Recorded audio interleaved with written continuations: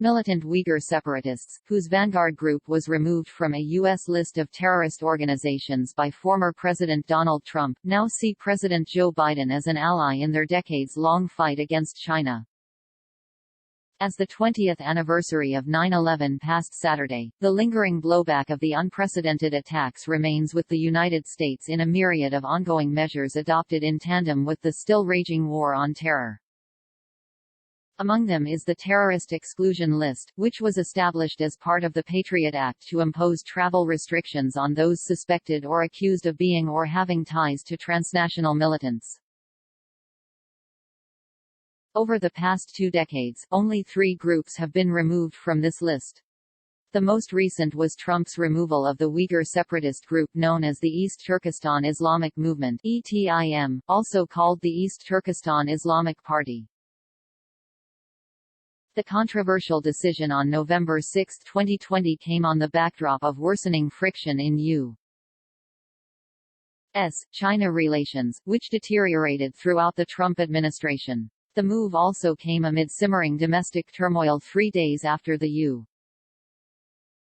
U.S. presidential election, and a day before most media outlets called the race for Joe Biden. The group remains off the list under the Biden administration. A spokesperson for the Turkestan Islamic Party's political office said the group, believed to be ETIM's alias or successor, now sees a partner in Washington's current leadership and the continued U.S. policy of confronting China on alleged human rights violations based on religious and ethnic discrimination in Xinjiang. The Chinese have neither religious nor moral books, the spokesperson for the Turkestan Islamic Party told Newsweek. If today China is not banned on earth, tomorrow the world will witness the burning of the Torah and the Bible by the Chinese and the transformation of churches into animal stables, just as our mosques, our Quranic books and our human rights are violated today. So we hope that not only the U.S. government, the spokesperson added, but also all countries and all people will take action against the Chinese government. ETIM seeks to establish an Islamic state for the Uyghur minority across China's northwestern Xinjiang province and its periphery. The spokesperson clarified that the group's struggle was directed not at the entirety of China's 1.4 billion people but at the ruling Chinese Communist Party, which the Turkestan Islamic Party wishes to see overthrown. The Chinese people are under no obligation to be punished for the mistakes committed by the Chinese government, the spokesperson said. The Chinese people should overthrow this tyrannical Chinese government themselves. China, the world's most populous country, is home to 56 recognized ethnic communities, including a Han majority and scores of minorities, among them the largely Muslim Uyghur population, mostly centered in the Xinjiang Uyghur Autonomous Province in the northwest, which shares a border with Afghanistan. Home to some of China's most important energy reserves and infrastructure, Xinjiang has also hosted a violent insurgency among Uyghurs seeking to establish an independent state called East Turkestan.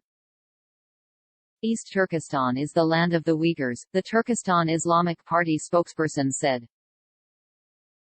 After the Chinese government occupied our homeland by force, they forced us to leave our homeland because of their oppression against us. The whole world knows that East Turkestan has always been the land of the Uyghurs. Attacks in the name of the Uyghur separatist cause began in the 1990s and continued for more than a quarter century, killing both civilians and police while threatening the stability of the world's fastest rising power and soon-to-be top economy.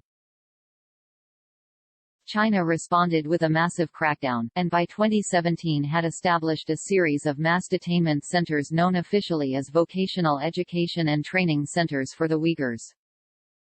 International critics claim these centers are concentration camps, a characterization that Chinese officials strongly reject, but Uyghur separatists generally support. We are not terrorists like the Chinese government that targets innocents, the Turkestan Islamic Party spokesperson argued. The Chinese government should leave the land of East Turkestan by the peaceful path. But the spokesperson would not rule out the use of violence to achieve the group's political aims. if they choose the path of war without leaving peacefully, the spokesperson said, then we have the right to choose all kinds of paths in order to restore our homeland. The State Department did not immediately respond to a request for comment, but a spokesperson in June confirmed ETIM's removal from the terrorist exclusion list. The explanation was simple: ETIM was removed from the list because, for more than a decade, there has been no credible evidence that ETIM continues to exist. The State Department linked its current assessment directly to Washington's critical view of China's policy toward Uyghurs in Xinjiang and abroad, which the Biden administration, like the Trump administration before it, believes constitutes a genocide. We assess that ETIM is now a broad label China uses to inaccurately paint a variety of Uyghur actors, including nonviolent activists and advocates for human rights, as terrorist threats, the spokesperson said. China often labels individuals and groups as terrorists on the basis of their political and religious beliefs, even if they do not advocate violence. That non-terrorist assessment came despite the fact that the Pentagon continued to regard ETIM as an active threat at least as recently as February 2018, when the Pentagon said U.S.